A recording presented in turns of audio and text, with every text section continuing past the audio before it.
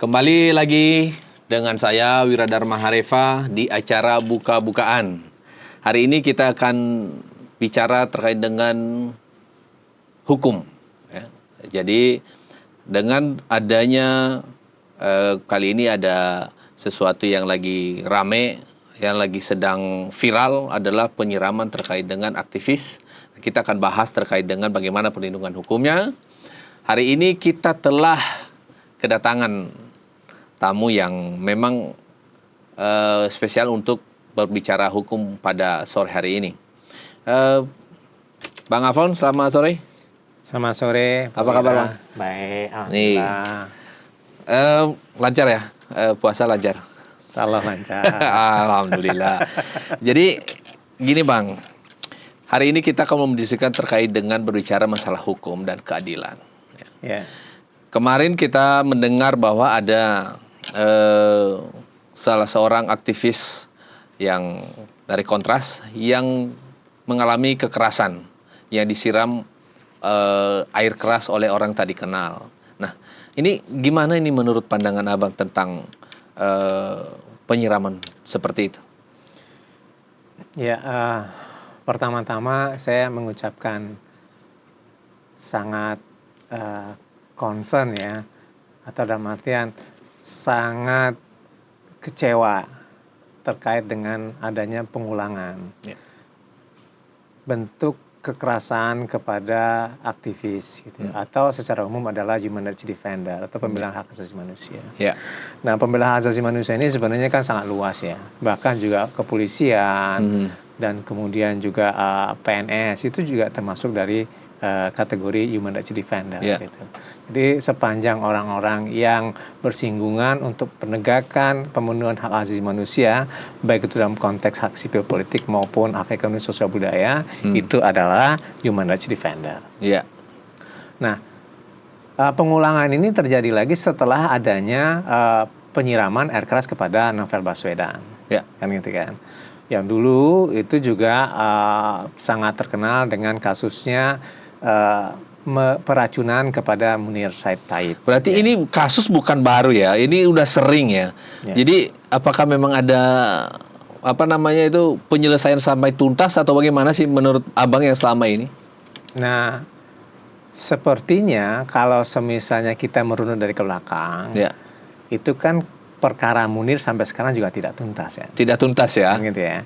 Walaupun sudah ada yang sudah divonis, tetapi kan tidak pernah diketahui siapa sih sebenarnya dalang dari pembunuhan aktivis HAM Munir gitu ya. Yang dalam perjalanan dari Jakarta menuju Amsterdam ketika itu. Begitu juga dengan Novel Baswedan kan. Siapa yang diketahui pada saat dia melakukan penyiraman? Ya memang ada orang dihukum gitu kan, tapi kan tidak diketahui siapa si dalangnya itu gitu kan.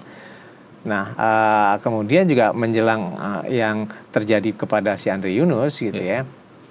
Nah, ini juga menjadi pertanyaan juga gitu kan, siapa bisa jadi dalang itu. Tetapi dari Andre Yunus sampai kepada Munir, ini kan tidak jelas.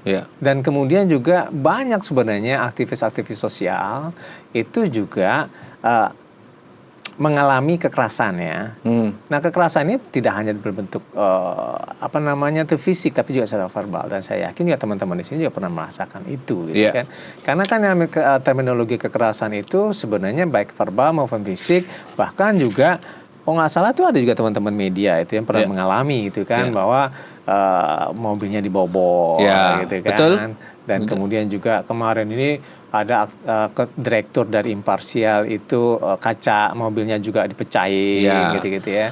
Nah, sebenarnya ini adalah suatu tindakan yang berulang dan itu tidak diselesaikan secara tuntas. Tidak tuntas ya penyelesaiannya ya. Jadi tadi saya mau tanya ke Abang nih, selama Abang dulu pernah menjadi ketua YBHI ya, Yayasan Lembaga Bantuan Hukum Indonesia ya. Itu juga bagian daripada aktivis untuk membela rakyat. Abang pernah mendapatkan hal-hal seperti ini nggak? Ya, itu standar lah ya. Tetapi kan bukan persoalan standar itu dialami sama human rights defender, bukan. Tetapi lebih kepada pertanyaan, sejauh mana negara itu melindungi, gitu ya. tidak hanya kepada aktivis sosial yang dikatakan human rights defender, tetapi juga lawyer. Ya, ini tadi kan, abang singgung ini, sorry. Tadi abang singgung ada juga imparsial dan mobilnya dipecahkan. Aktivis sosial, media sosial juga ada, rumahnya dibom molotov malah itu. Ada yang dikirimin macam-macam lah. Nah, jadi ini menurut abang nih, selama berkecimpung di dalam dunia hukum dan di dalam dunia aktivis, apakah menurut abang perlindungan hukum kepada pejuang HAM atau aktivis sosial ini sudah memadai nggak sih bang di Indonesia gitu? Ada hukumnya gitu? Nah, kalau misalnya sampai kepada adanya influencer gitu tadi gitu ya. Nah, ini kan semakin luas lagi gitu ya. Nah, ini kan terkait dengan bagaimana sih perlindungan negara terkait dengan warga negaranya atau pada rakyatnya gitu kan. Nah, itu menjadi pertanyaan mendasar pada saat ini gitu kan. Nah, oleh konteks itu makanya bagaimana negara melalui perangkat-perangkat demokrasinya seperti contohnya melalui kepolisian itu bisa melindungi gitu ya. Nah, perlindungan ini kan banyak bentuk. Nah, apakah itu melalui aktivitas rutin atau aktivitas pemantauan atau aktivitas monitoring dan seterusnya gitu kan. Yang membuat yang namanya rakyat itu bisa merasa aman. Nah, rasa aman ini kan sebenarnya salah satu dari hak mendasar gitu kan, yang harus didapatkan seseorang, itu disebut sebagai freedom of fear sebenarnya, freedom of want dan kemudian seterusnya gitu ya. Nah, oleh sebab itu makanya dalam konteks freedom of fear ini memang harus dilihat bagaimana aparat kepolisian yang bertanggung jawab untuk menjaga keamanan di negara Indonesia itu bisa memberikan jaminan, gitu ya. Baik itu yang dilakukan oleh subsektor atau juga oleh Polsek atau juga oleh Polres atau bahkan juga Polda gitu kan. Nah, ini kan sebenarnya kan penjenjangan yang sangat sangat rendah gitu kan, sampai juga Babin Kamtibmas juga ada kan di masing-masing RT, RW dan kelurahan bahkan gitu kan. Nah, jadi ini menjadi pertanyaan gitu kan, sejauh mana negara melindungi melalui kepolisian tadi itu gitu kan, melalui khususnya dengan undang-undang kepolisian gitu. Nah, jadi dari situ akan terlihat apakah memang pada saat ini menjalankan tugas. Nah, itu makanya kalau misalnya contoh pada saat ini terkait dengan penyiraman pada aktivis kontras itu sendiri gitu kan, itu presiden itu memerintahkan kepada kepolisian untuk bisa mengungkap tuntas gitu kan. Nah, sejauh mana pada saat ini kepolisian itu sudah menemukan satu paling tidak gitu kan, apakah di situ ada pola-pola atau tidak. Apakah di situ ada bukti-bukti dari pola itu atau tidak? Dan kemudian ketiga, apakah di situ dilakukan secara sistematis, terstruktur atau tidak? Gitu. Saya kembali ke ini, bang. Yang aktivis yang baru di teror ini, yang Andri Yunus ini. Ini kan aktivitasnya selama ini adalah bukan hanya membela sebagai aktivis sosial yang biasa, dia juga berani juga sampai kemarin kalau nggak salah tuh dia kan masuk ke pada saat pembahasan Hotel Fairmont ya, undang-undang TNI. Nah, abang melihat dengan aktivisnya seperti ini ada perlakuan atau ada mungkin perencanaan yang matang ya. Kita juga mendengar tadi pagi yang dari Kapolres ya atau dari pihak kepolisian menyampaikan terkait dengan mereka sudah menemukan ada 4 orang. Dia ditunggunya di mana, di depan salah satu tempat makan restoran cepat saji, lalu diikuti sampai ke pom bensin. Berarti kan ini menurut abang dengan cara seperti itu sudah terstruktur atau orang profesional, orang biasa saja atau gimana nih bang? Ya, untuk bisa mengkonklusikan itu kan sebenarnya dengan bukti-bukti yang ada ya. Nah, itu makanya kepolisian itu punya apa gitu. Dan kemudian kalau nggak salah saya kemarin itu kan sudah ada konferensi pers yang dilakukan di Polda Metro ya. Betul.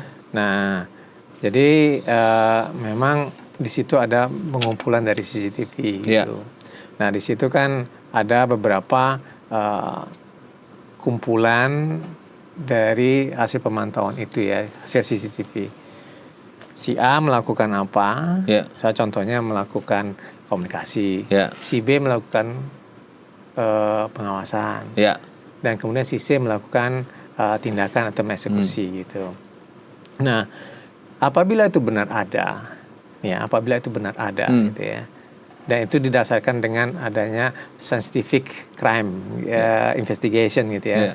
Nah, itu patut diduga bahwa ini memang tersistematis, terstruktur, dan itu dilakukan sama orang-orang yang terlatih. Ya, gitu ya. Jadi memang kalau dilihat dari apa kabarnya disampaikan itu, terlihatnya ini bukan orang-orang yang baru melakukan sesuatu, ini kelihatannya dari cerita yang disampaikan pada saat konfres oleh kepolisian.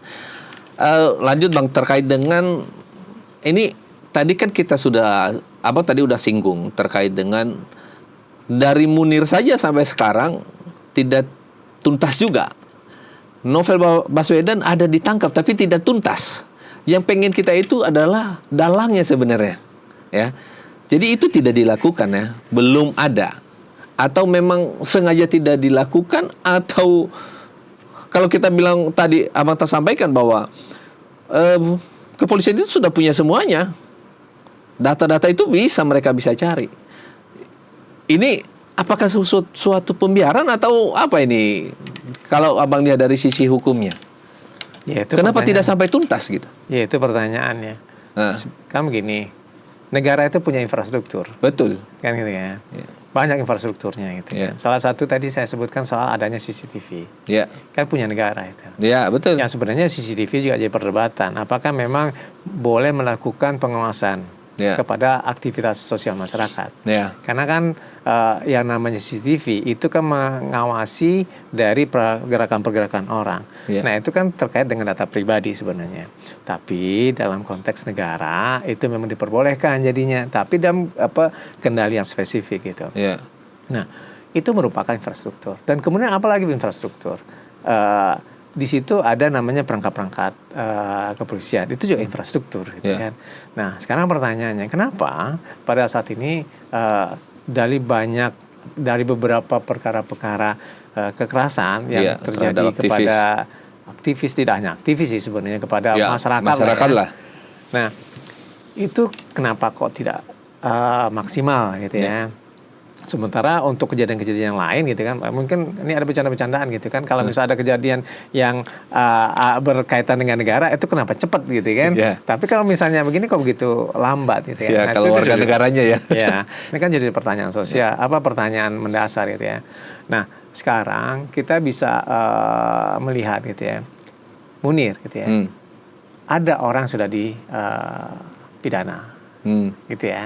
Nah, di situ sudah dikatakan ada keterlibatan dari terpidana Polikarpus. Itu ya. Nah, pertanyaannya, siapa yang memerintahkan Polikarpus? Kan itu pertanyaan gitu ya. Ya, itu kasus yang lama itu ya. Nah, dari situ kan waktu itu kan ada keterlibatan dari BIN ketika itu.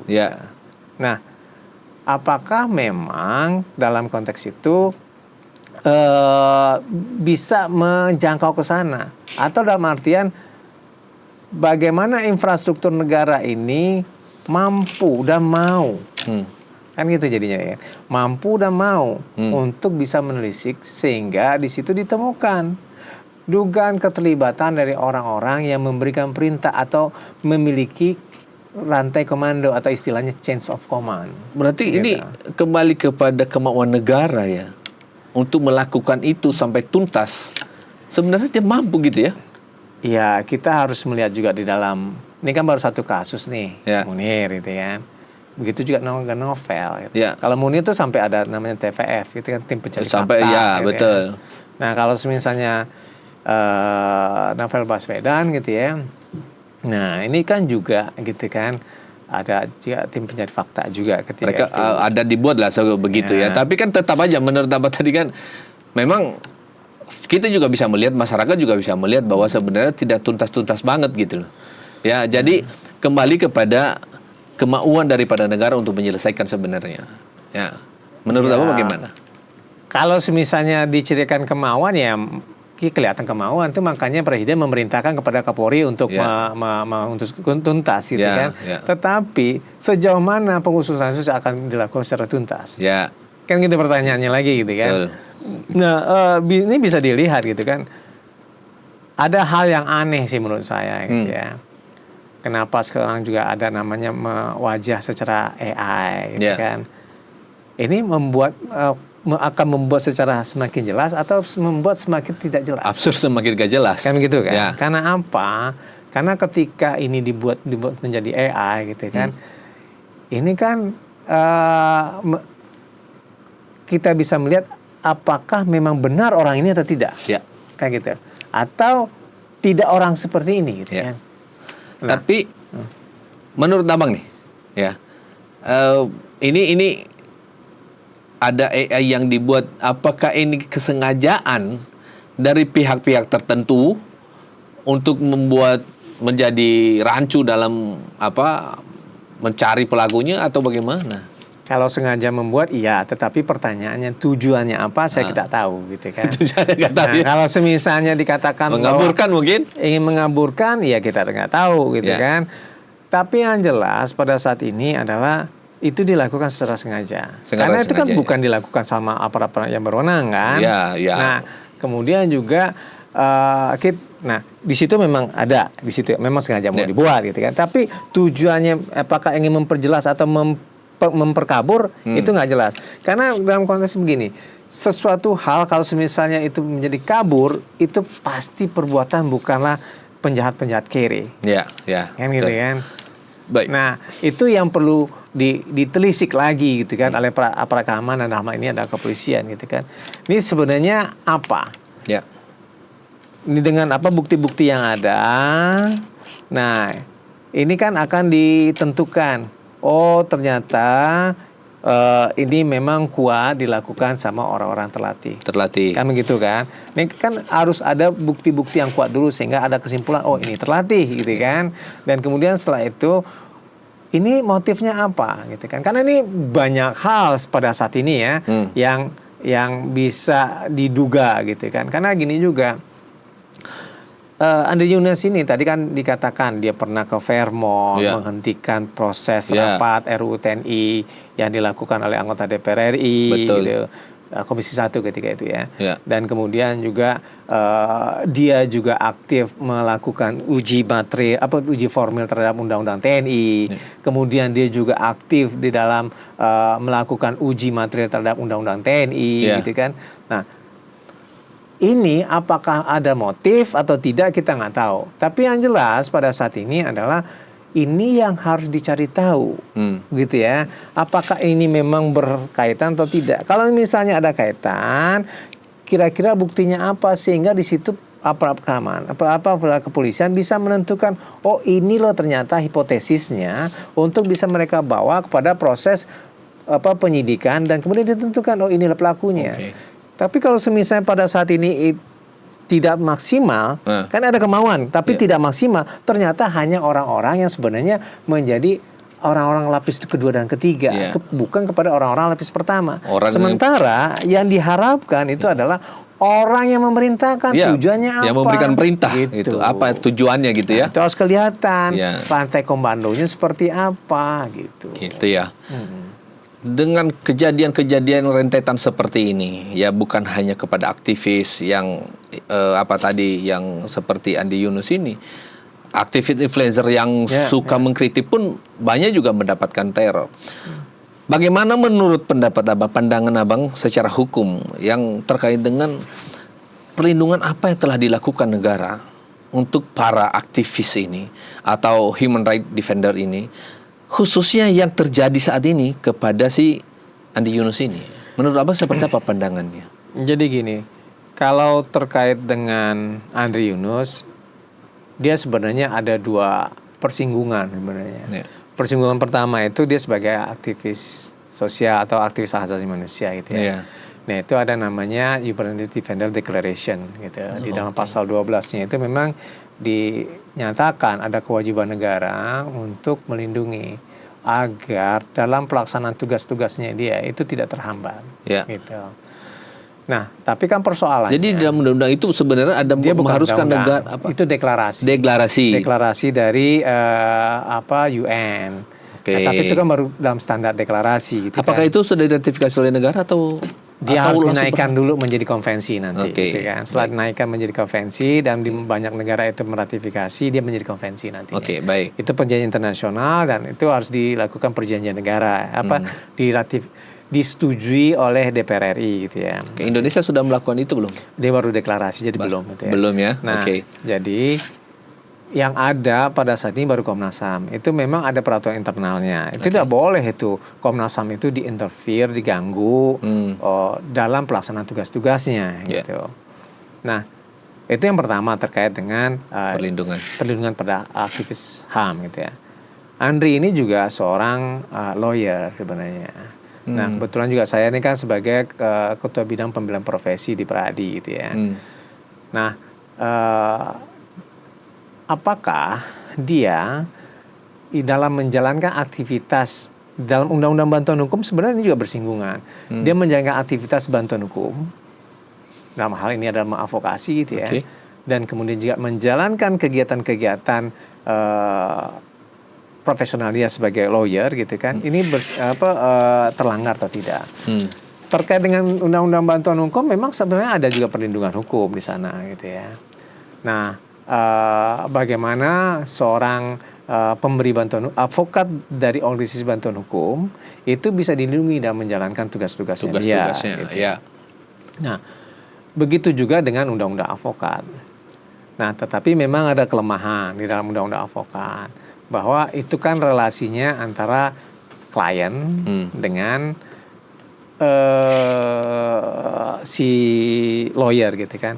Nah, dalam konteks ini kan memang tidak ada surat kuasa. Karena kan dinyatakan dalam NGO itu bahwa mandat mereka itu adalah rakyat. Tapi kan tidak ada perjanjian. Ya mereka cuma menyatakan bahwa ini adalah mandat dari rakyat dan kemudian itu dia berhak untuk mengadvokasi dari kasus-kasus yang berdimensi struktural, gitu. Nah, sekarang kita bisa melihat di situ ada deklarasi Human Rights Defender, perlindungan terhadap pembela hak asasi manusia. Di situ juga ada undang-undang advokat, kemudian di situ juga ada undang-undang bantuan hukum, dan kemudian itu memang ada beberapa perdebatan. Tapi yang paling tebal perlindungan ini harusnya di dalam kitab undang-undang hukum pidana semestinya, gitu ya. Nah, dalam undang-undang pidana ini kan sebenarnya ada pasal yang terlanggar di mana ada kekerasan yang menimbulkan luka, gitu kan. Nah, luka ini apakah ringan atau permanen, gitu kan.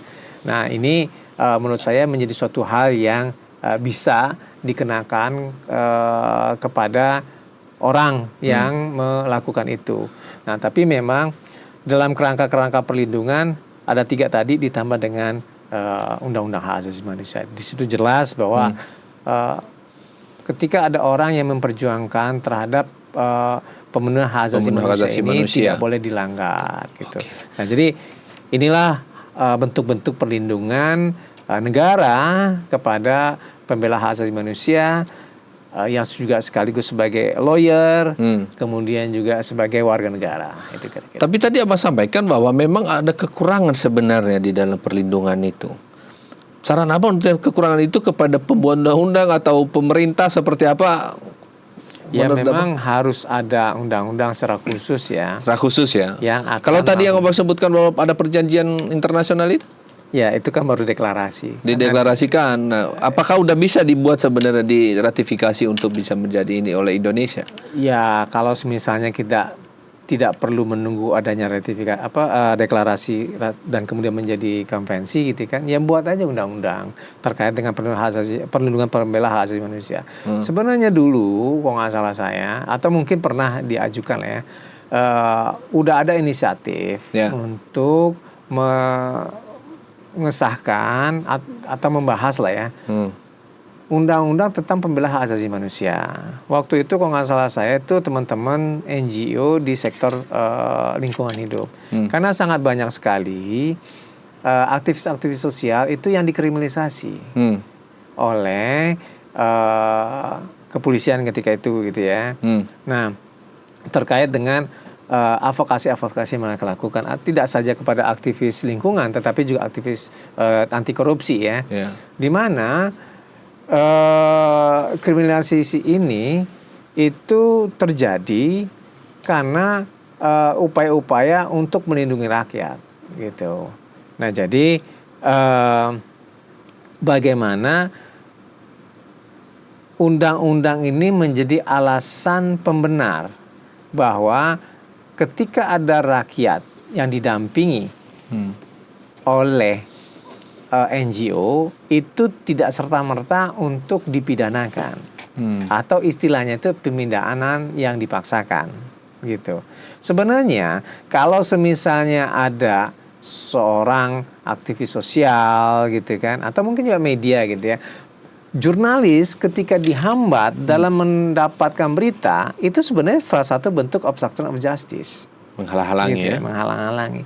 Begitu juga ketika aktivis sosial itu sedang mengadvokasi terkait dengan pemenuhan hak asasi manusia, itu juga bentuk dari obstruction of justice. Nah, itu dikategorikan dalam pasal 11 Konvensi Hak Sipil Politik sebagai interest of justice gitu kan. Nah, jadi dalam konteks itu sebenarnya nggak perlu juga menunggu. Tidak harus menunggu yang sebenarnya lain, gitu kan. Jadi ada inisiatif dari negara sebenarnya untuk membuat aja gitu. Bukan menunggu ada korban dan kemudian setelah itu dibuat. Ya, apalagi kan ini berulang ini kejadian-kejadian begini harusnya ada inisiatif ya. Dari apa yang kita diskusikan barusan, Bang. Harapan Abang sebagai, ya saya bilang mantan, bukan juga ya, masih aktif sebagai aktivis ya. Jadi sebagai aktivis juga lah ya. Harapan Abang kepada negara untuk menghadapi hal seperti ini, biar tidak ada semakin banyak orang yang melakukan perjuangan terhadap human right, tidak dilakukan, itu mendapatkan teror-teror seperti ini. Harapan Abang seperti apa sebagai aktivis? Ya, pertama kan begini ya, prinsip dasarnya tadi itu kan terkait dengan freedom of fear itu ya. Freedom. Nah, dalam konteks itu makanya polisi sebagai penjaga keamanan itu bisa memastikan tuh bahwa warga negaranya atau rakyat ya itu mendapatkan keamanan, melakukan langkah-langkah untuk memastikan tidak ada pengancaman-pengancaman, bahkan juga tindakan secara fisik ya untuk tidak hanya kepada human rights defender tapi juga pada seluruh rakyat lah ya. Gitu. Nah, dalam konteks ini oleh sebab itu memang memastikan bagaimana bisa terfokus ya melakukan pengamanan ini. Tapi memang ada problem juga sih sebenarnya. Dalam undang-undang kepolisian ini kan banyak sekali ya kewenangan-kewenangannya gitu kan. Ya, itu oleh sebab itu makanya didelegasikan kepada Hansip kadang-kadang gitu kan, rakyat untuk pos kamling gitu, macam-macam. Yang sebenarnya juga relatif tidak maksimal gitu ya. Tapi ini yang tidak maksimal ini karena formalnya, sistemnya, undang-undangnya kurang atau gimana? Kita ini kan surplus aturan. Udah surplus aturan ya, udah terlalu banyak aturan ya. Ya bisa saja itu menjadi suatu hambatan. Kadang-kadang begini kan, ketika itu banyak, itu terkadang menjadi hambatan. Kan gitu. Baik. Jadi ada statement terakhir dari Abang terkait dengan kasus Andi Yunus seperti apa?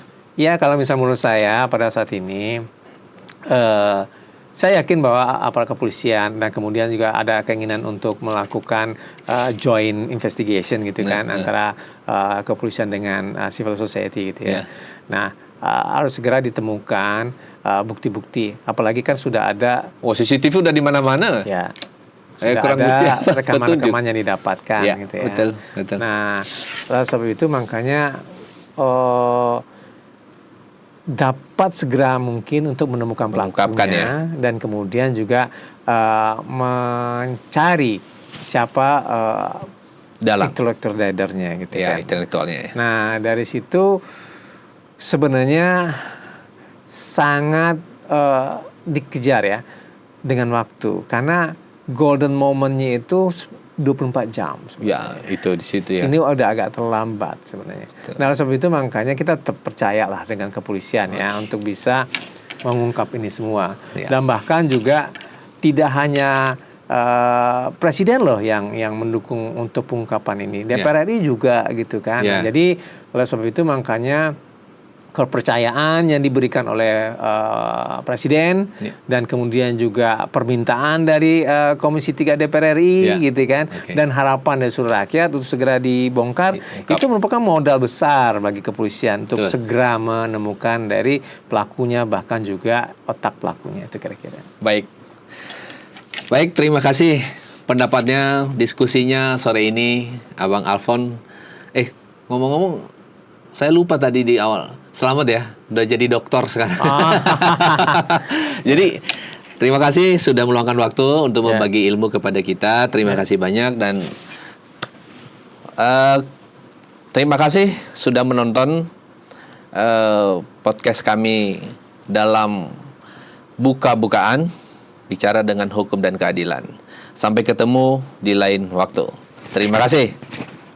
Merdeka, Bang. Merdeka. Terima kasih.